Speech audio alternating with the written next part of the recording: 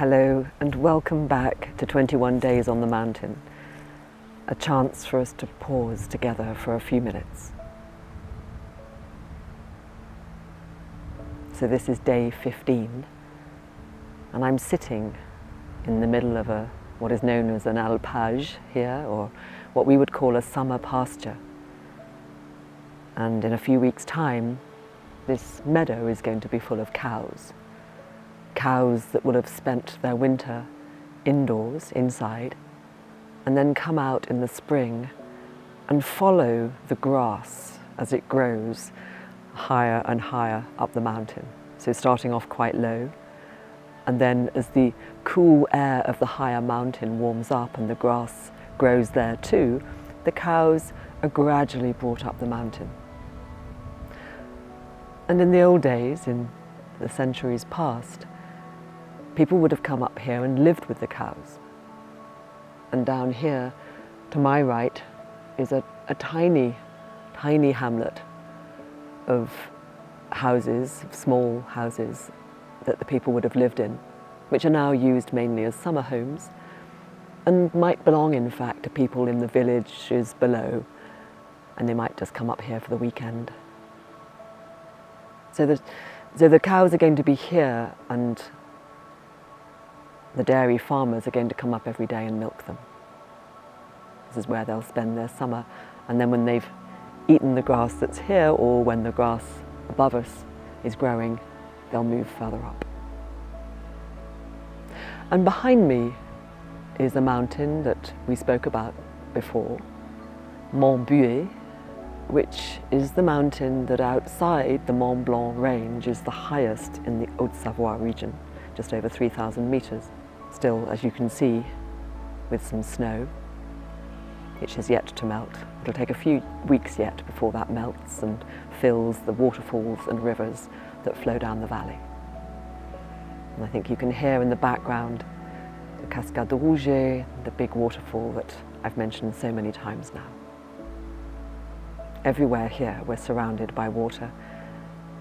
If I wanted to get away from it, it would be quite hard, but I don't. So as I sit here in this meadow, listening to the birdsong and thinking about what's happened here for centuries and still continues to happen in a slightly different way, I'm reminded of the continuity of life in a world where everything is constantly changing. It just is. As I've said before, every atom of our body is changing all the time. We only need to look at anything for more than a few seconds. In nature, certainly, to notice the change. This is the normal rhythm of life. And sometimes that can feel a little overwhelming, perhaps, a little uncertain. As I've said before, we're wired for certainty, ironically, which makes living in an uncertain, changing world difficult. And so, taking a moment to sit and contemplate in nature the continuity of life, I think can be helpful. I think can be grounding, and perhaps also gives us some perspective.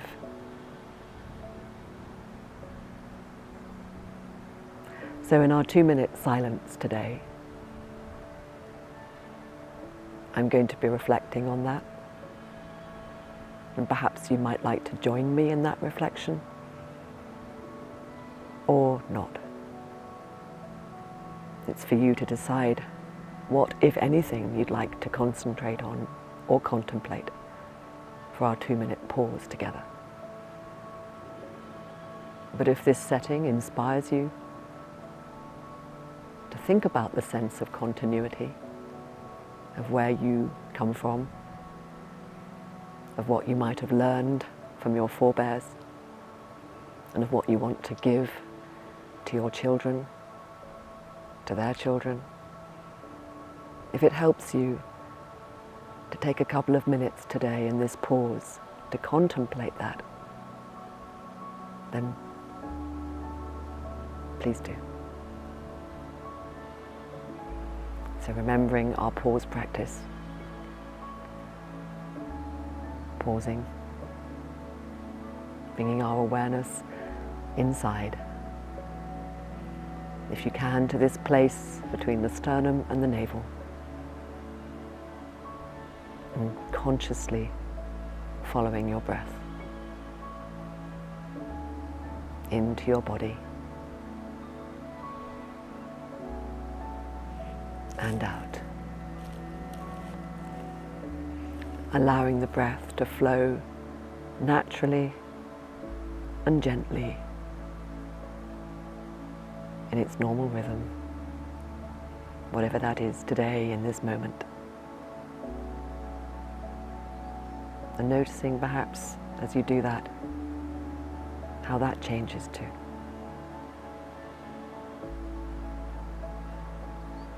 Closing my eyes, I invite you to close yours to help you concentrate.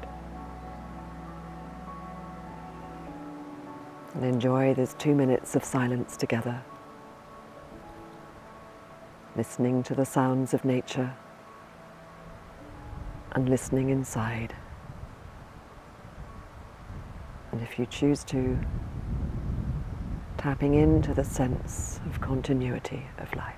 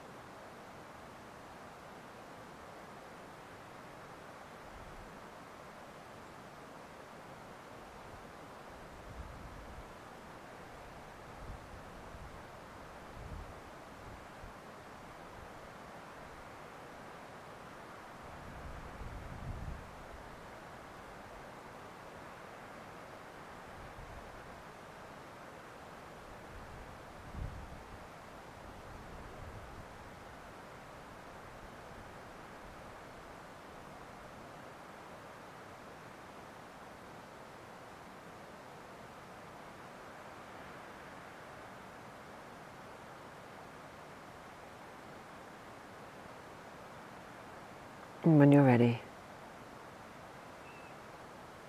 on your next breath, gently open your eyes.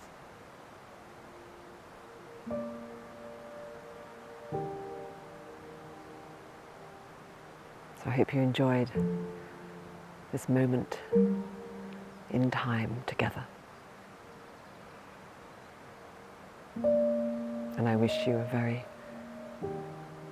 joyful day. Thank you for joining me.